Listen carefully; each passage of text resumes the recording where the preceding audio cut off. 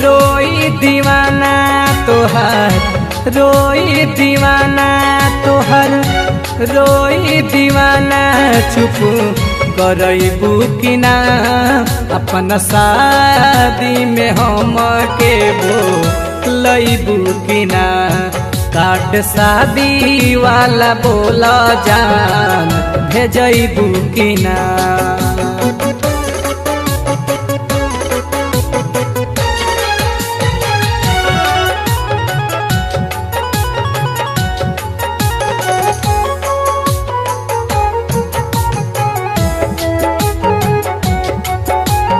ऐसन रोग धरवलू ना बाटे हो इलाज।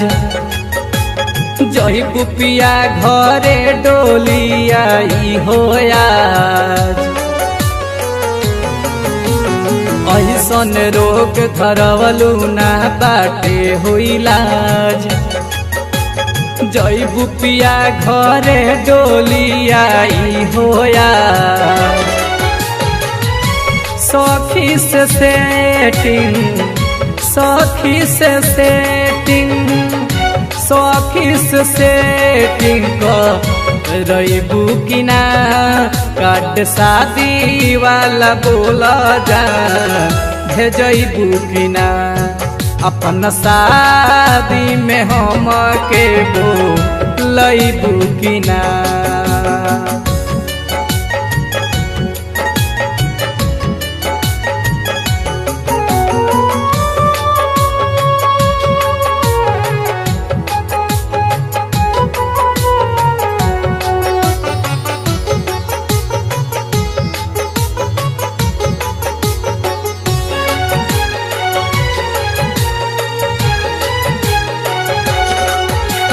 हम ना जननी प्यार में दुख मिलेला।